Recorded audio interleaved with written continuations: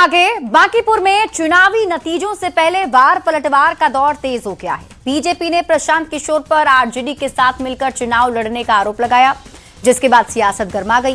प्रशांत किशोर की पार्टी जनसुराज ने कहा कि बीजेपी ने नतीजों से पहले ही हार मान ली, तो आरजेडी ने प्रशांत किशोर और बीजेपी के बीच पुराने रिश्तों की याद दिलाई है। ये रिपोर्ट देखिए।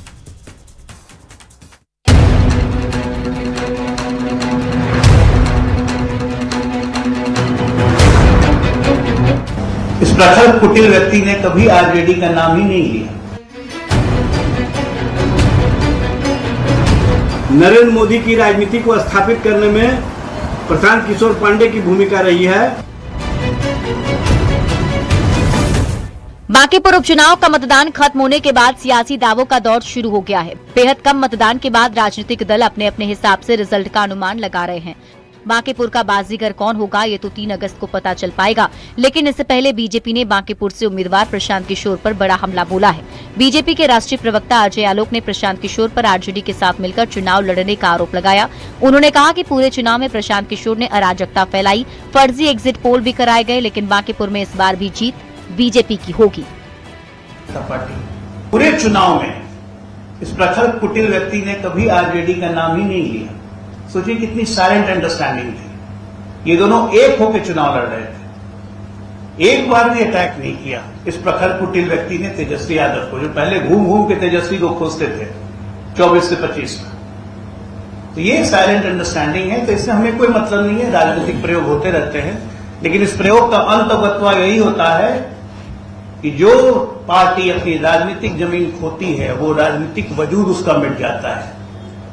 तो हमारी आरजेडी अब राजनीतिक वजूद मिटने की ओर बढ़ चुकी है। बीजेपी प्रवक्ता अजय आलोक के बयान पर सियासत गर्मा गई। बीजेपी के बयान पर जनसुराज ने पलटवार किया। जनसुराज ने कहा बीजेपी ने रिजल्ट से पहले हार मान ली, इसलिए आरजेडी के साथ मिलकर चुनाव लड़ने का आरोप लगा रही है। तो आरजेडी ने कहा प्रशांत किशोर और बीजेपी में किस तरह का संबंध है ये सबको पता है।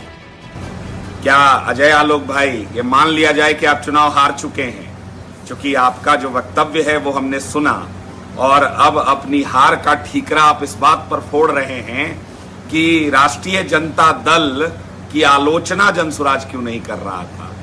भाई, हमको सभी वर्गों का, सभी जाति का, सभी धर्म का, सभी संप्रदाय का और सभी विचारधारा और सभी राजनीतिक दल से जुड़े लोगों का वोट मिल रहा था। तो क्या आप जनसुराज की इलेक्शन स्ट्रैटेजी भी आप लोग तय करेंगे?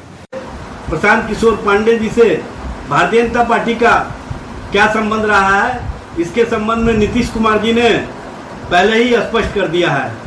नीतीश कुमार जी ने कहा कि जनता दल यू का राष्ट्रीय उपाध्यक्ष प्रशांत किशोर पांडे को हमने अमित शाह के कहने पर बनाया था।